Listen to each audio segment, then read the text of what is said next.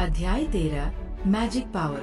Slime पुतला पर लगातार 2 घंटे तक तलवार चलाने के बाद लब की सांसें फूल चुकी थी और उसकी स्टैमिना लगभग खत्म हो गई थी, जबकि पिछली बार वो 3 घंटे तक चला था। लो, इसे खा लो।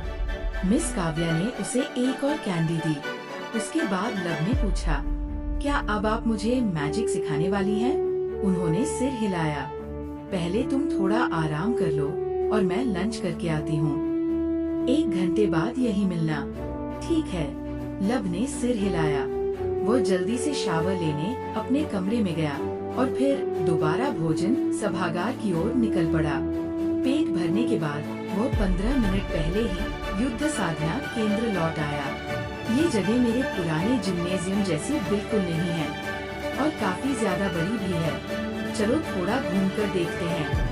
ये सोचकर लब पूरे ट्रेनिंग सेंटर में घूमने लगा। इमारत के अंदर ज्यादातर हॉलवेज और प्राइवेट ट्रेनिंग रूम्स थे, इसलिए उसने ज्यादा ध्यान नहीं दिया। इसके बजाय वो पीछे के आउटडोर ट्रेनिंग फील्ड की ओर चला गया। वहाँ उसने सामान्य छात्रों और मंत्र साधकों दोनों को अभ्यास करते देखा। साधारण छात्र स्लाइम पुतला और दूसरी चीजों पर वेपन टेक्निक्स का अभ्यास कर रहे थे, जबकि मैजिक स्टूडेंट्स क्रिस्टल से बने डमीज पर अपने मंत्र चला रहे थे। लब का ध्यान तुरंत मैजिक स्टूडेंट्स की ओर चला गया। आखिर वही उसके लिए सबसे दिलचस्प थे। फायरबॉल। एक युवक ने अपने सामने लगभग 10 मीटर दूर खड़े क्रिस्टल डमी की ओर हाथ बढ़ाकर जोर से चिल्लाया। उसके हाथों के सामने मुट्ठी के आकार की आग की गेंद बनी और डमी की ओर उड़ गई। लेकिन तभी क्रिस्टल डमी से हल्की रंगीन रोशनी निकली और उसने फायरबॉल को बिना नुकसान खाए ही सोख लिया। कुछ ही क्षण बाद डमी हरे रंग की रोशनी से चमक उठा। ये क्या हुआ? लब ने रिद्धिमा से पूछा। वो जादू शोषक पुतला है, उसने समझाया। यह हर मैजिक स्पेल को एब्जॉर्ब करके उसकी मैजिक पावर मापता है। 100 से 500 के बीच मैजिक पावर होने पर हरी रोशनी निकलती है, 500 से 1000 पर नीली, 1000 से 2000 पर बैंगनी, 2000 से 3000 पर नारंगी और 3000 से 5000 पर लाल रोशनी। 5000 इसकी सीमा है। लब कुछ क्षण सोचता रहा। मैं डमी का काम और उसका उद्देश्य समझ गया, लेकिन ये मैजिक पावर वाली चीज समझ नहीं आई, तो मैं उदाहरण देकर समझाती हूँ। रिद्धिमा बोली, मैजिक पावर को पूरी तरह मापना मुश्किल है क्योंकि इसमें बहुत सारे फैक्टर्स होते हैं, लेकिन मोटे तौर पर समझो, करीब 500 मैजिक पावर किसी की हड्डियां तोड़ने के लिए काफी होती है।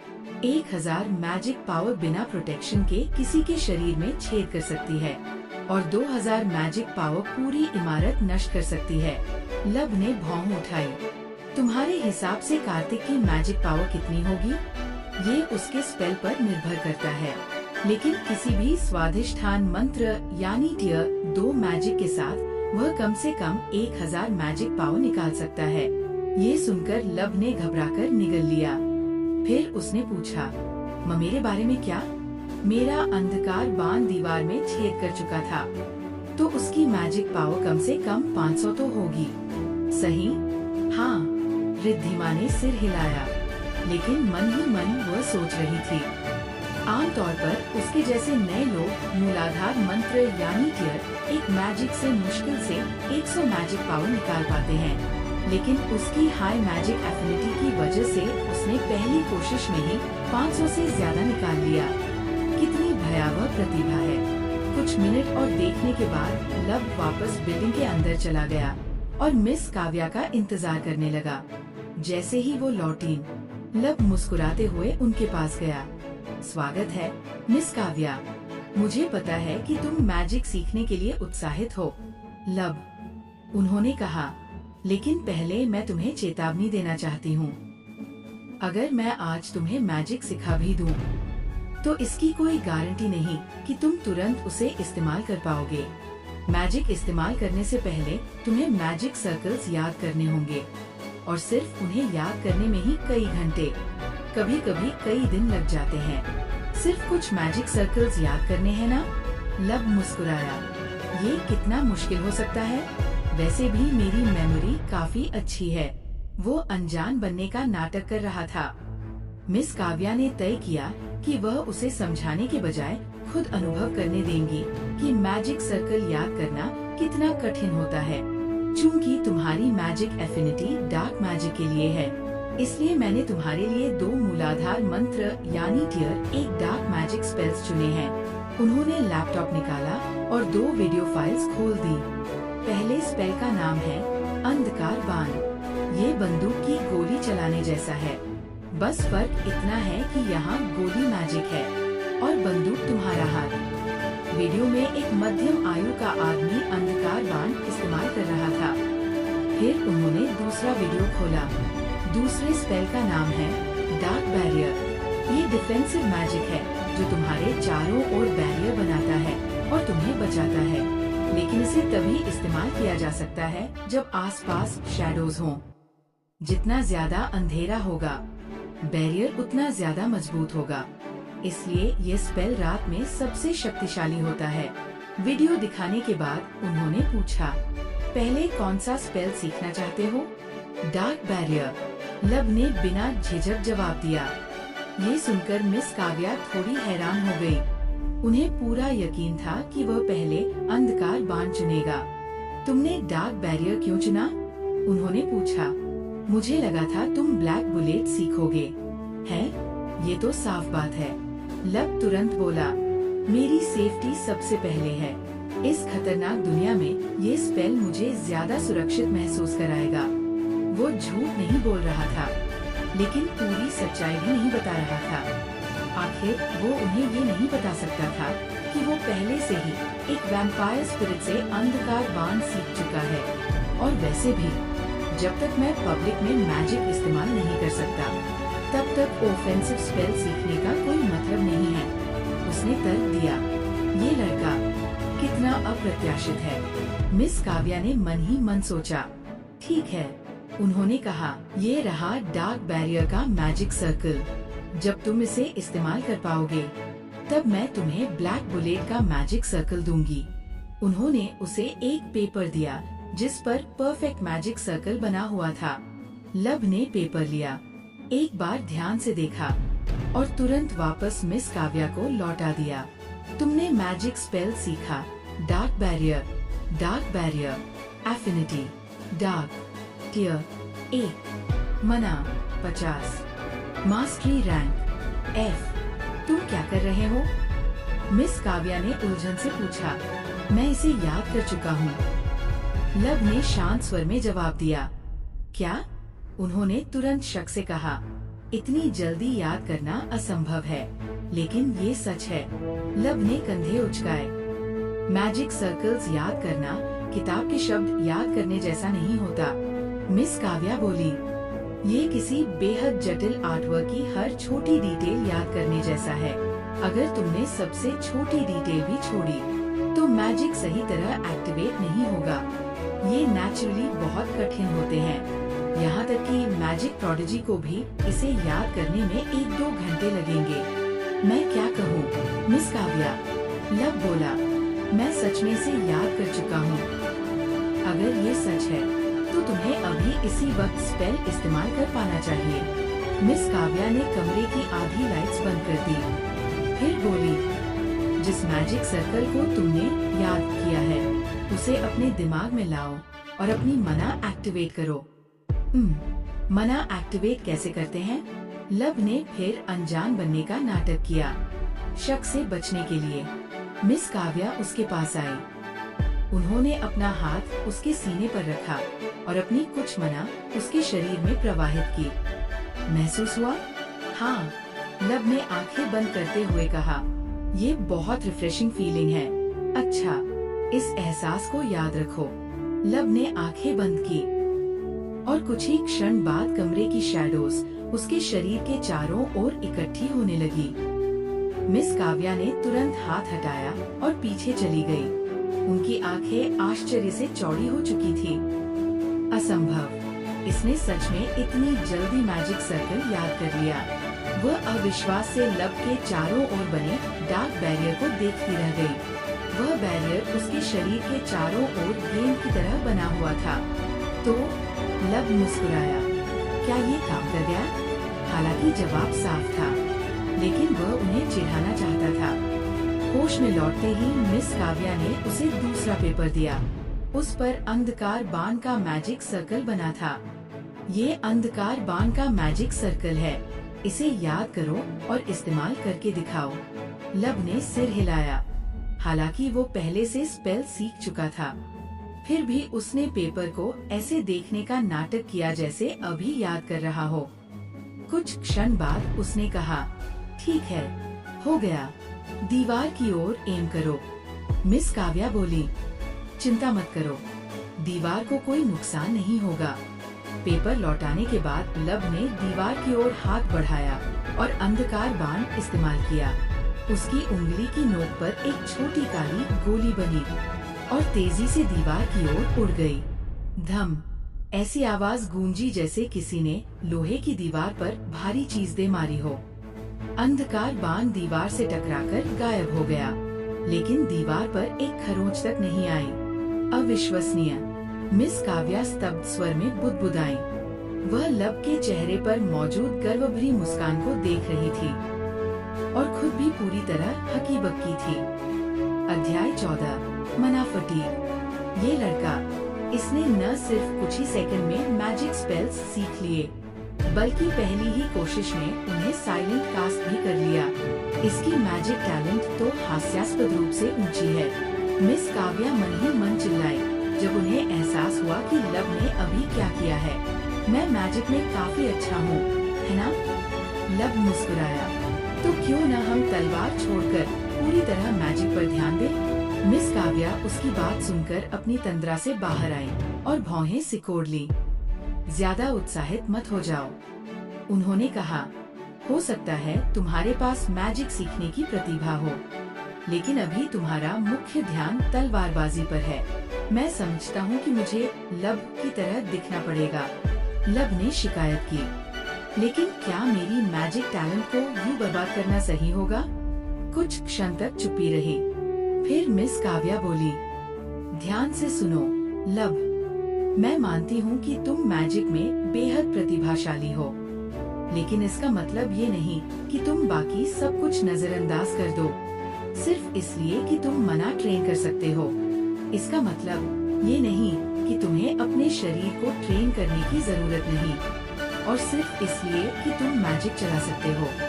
इसका मतलब ये नहीं कि तुम्हें हथियार चलाने की जरूरत नहीं पड़ेगी। उन्होंने आगे कहा, ऐसी परिस्थितियाँ आएंगी जहाँ तुम मैजिक कास्ट नहीं कर पाओगे, और ऐसे समय भी आएंगे जब तुम्हें अपने शरीर से खुद को बचाना पड़ेगा। ऐसी स्थिति में वही मेज जीतता है जिसके पास मजबूत शरीर और वेपन स्किल्स हों, ना कि वह जिसने सिर्फ मैजिक पर ध्यान दिया हो। मिस काव्या ये नहीं झुठला सकती थी कि लब एक मैजिक जीनियस था, लेकिन वह इस बात से सहमत नहीं थी कि उसकी प्रतिभा बर्बाद हो रही है। ऐसा करते हैं, उन्होंने कहा, जब तुम सिर्फ तलवारबाजी के दम पर कार्तिक को हरा दोगे, तब तुम पूरी तरह मैजिक ट्रेनिंग पर ध्यान दे सकते हो। वैसे भी मैजिक सीखने में तुम पहले ही 10 साल देर कर चुके हो। 1 महीना और कोई फर्क नहीं डालेगा। लब ने गहरी सांस ली। आप सही कह रही हैं, मिस काव्या। अगर मैं मैजिक इस्तेमाल कर सकता हूँ, तब भी मजबूत शरीर और दूसरे कॉम्बैट स्टाइल्स सीखना जरूरी है। शायद मैजिक सीख पाने की खुशी में मैं बहक गया था। फिर उसने दृढ़ स्वर में कहा, कार्तिक को हराने के बाद भी मैं तलवार और शरीर दोनों की ट्रेनिंग जारी रखूंगा। अच्छा, मिस काव्या ने सिर हिलाया। तो चलो ट्रेनिंग जारी रखते हैं। कुछ देर बाद मिस काव्या ने अपने आयामी भंडार से एक और डमी निकाला और उसे लब से कुछ मीटर दूर रख दिया। ये वही जादू शोषक पुतला है जो मैजिक पावर मापता है, सही? लब ने तुरंत पहचान लिया। मैंने कुछ देर पहले मैजिक स्टूडेंट्स को इससे प्रैक्टिस करते देखा था।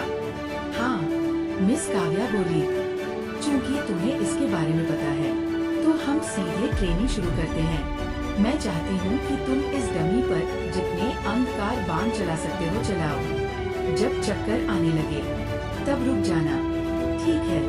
लब ने उंगली डमी की ओर तानी और हर कुछ सेकंड में अंधकार बाण चलाने लगा। आखिरकार वो खुलकर मैजिक इस्तेमाल कर पा रहा था और ये एहसास उसे बेहद ताजगी भरा लग रहा था। लेकिन 5वें अंधकार बाण के बाद ही वह क्या हो रहा है? लब अचानक लड़खड़ाया। मुझे बहुत ज्यादा थकान महसूस हो रही है। वो तुरंत फर्श पर बैठ गया और अपनी आंखें मलने लगा। जिस चीज का तुम अनुभव कर रहे हो उसे मना थकान कहते हैं, मिस काव्या ने समझाया। असल में ये तुम्हारे शरीर का तरीका है ये बताने का कि मैजिक इस्तेमाल बंद करो। जब तुम्हारी मना कम हो जाती है तब यही होता है। अगर तुम उस हालत में भी मैजिक इस्तेमाल करते रहे तो तुम बेहोश हो जाओगे और ये सबसे अच्छा परिणाम होगा। लब ने जिज्ञासा से पूछा, सबसे बुरा परिणाम क्या है? मौत। ये सुनकर लब ने घबराकर निगल लिया।